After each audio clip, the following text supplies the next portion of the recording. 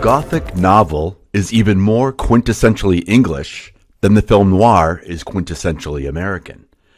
And when the atmospheric terror of the former combines with the criminal alienation of the latter, the result is Gothic Noir, undoubtedly the most striking and romantic strain of the noir cycle. In the late 18th century, English writers like Horace Walpole and Anne Radcliffe and Matthew Lewis, having stared wistfully at remote landscapes and abandoned medieval castles, invented the Gothic, which takes its name from the sublime Gothic architecture of the Middle Ages. This type of thrilling fiction soon became England's dominant literary style and was later refined by the Bronte sisters, Charles Dickens, and countless others. Widely classified as both a genre and a style, much like noir, Gothic novels often featured a vulnerable young woman trapped in an old dark mansion or a cold dark marriage or both, assailed by endless threats in the form of ancient prophecies, ominous relatives, and quasi-supernatural forces that produce strange noises in the night. The Gothic often resurrected the strangeness of the past, twisted romanticism into terror, combined the mysterious with the macabre. It also gave birth to the horror novel, its earliest specimen, Mary Shelley's Frankenstein from 1818, which is also widely credited as the first science fiction novel. 6 or 7 months ago. The Gothic was popularized in America in the work of Edgar Allan Poe, who, while bathing his readers in opulent terror in The Fall of the House of Usher in 1839, among many others, invented the American detective in the form of C. Auguste Dupuis in The Murders in the Rue Morgue of 1841, an early inspiration for Conan Doyle's Sherlock Holmes. In fact, the 1951 noir The Man with a Cloak pays a sort of homage to Poe. When you think about it, the birth of the Gothic novel might have been the single most important historical event that led to the proliferation of entertainment genres we have today. Hey everybody, it's Mike with a quick interruption. If you like this video, and I hope you do, please like it on YouTube.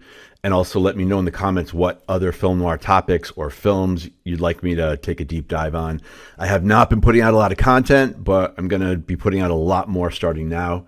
In the coming months, you can expect a lot more in-depth videos from me, some interviews with people, and a lot of other ideas I'm working on. So it would really help me if you subscribe to the channel, not just because that's good for the algorithm, but also because that would keep me motivated to keep putting it out. All right, thanks. Back to the video. Bye. In cinema, the Gothic literary style found a natural home in the imaginative masterworks of early German Expressionism, most notably Robert Wien's The Cabinet of Dr. Caligari of 1919 and F.W. Murnau's Nosferatu of 1922. Soon after, Gothic horror was capitalized by Hollywood, especially Carl Laemmle's Universal Studios, which dominated the horror genre beginning in the early 1930s with Dracula, Frankenstein, The Mummy, and The Invisible Man, all in a 2-year period. So when and how did Gothic and noir collide? Well, the year was 1940. The event was the first American film of an up-and-coming British director named Alfred Hitchcock.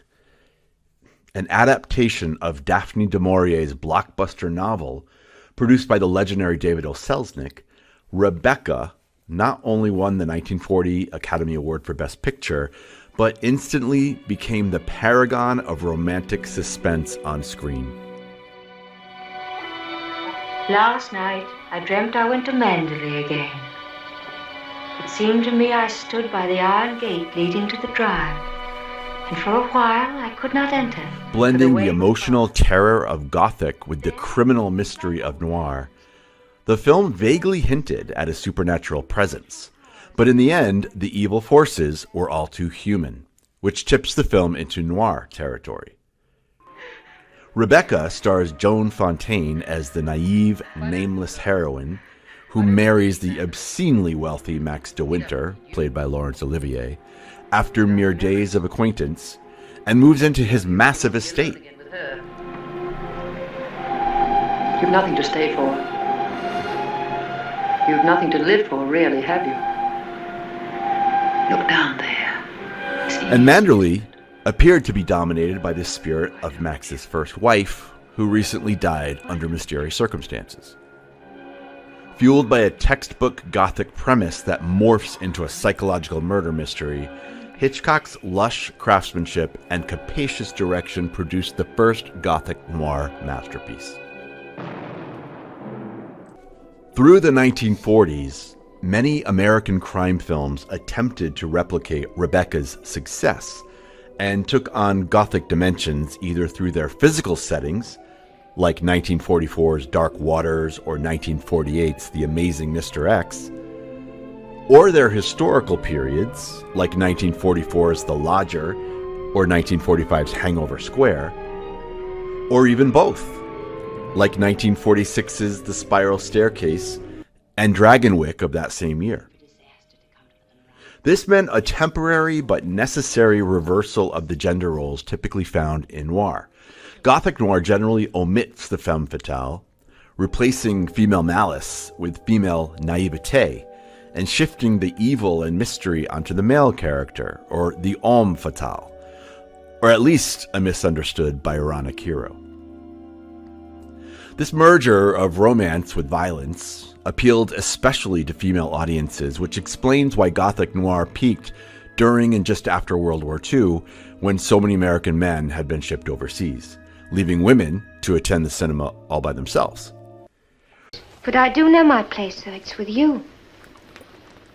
A place I'm never going to give up.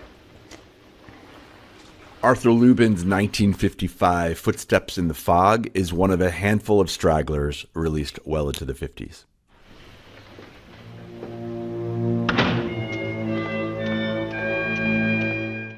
Some consider horror noir its own crossover category, but Gothic noir accommodates many of these films too, barring explicit supernatural elements. Sorry, cat people fans.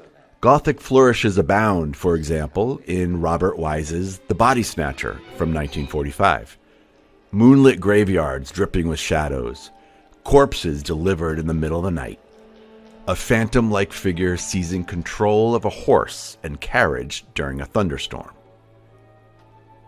Based on an 1844 short story by Robert Louis Stevenson, whose Dr. Jekyll and Mr. Hyde is a classic of the Gothic literary canon, The Body Snatcher's Victorian period setting adds romanticism and remoteness to a story about grave robbers supplying cadavers to a local medical school. Victorian and Edwardian settings tend to evoke the Gothic almost automatically. Note 1944's Gaslight, 1948's The Woman in White, and others.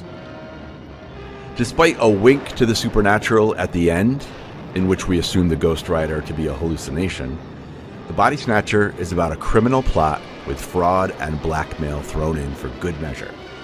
It's a crime film in a Gothic gauze. Similarly, while Jacques Tourneur's The Leopard Man of 1943 has a title that evokes a monster movie, implying that a prodigious leopard, actually a panther, has transformed into a serial killer, we discover the feline is merely a front for a human being out for revenge. No supernatural forces at work. Existing within an exotic locale ripe with Native American traditions, this film too features expressionistic graveyard scenes. But its primary setting is a nightclub that would feel just at home in Tourneur's later noir classic Out of the Past from 1947. The Gothic noir is a perfect paradox. It adds resplendent beauty to a cycle known for grittiness, exotic fantasy to a cycle known for realism, innocent victims to a cycle known for rampant cynicism. Its noir essence is the alienation of its characters, whose inner fears, rather than leading to desperation and shame, are more likely to escalate to epic terror that blazes beautifully across the screen.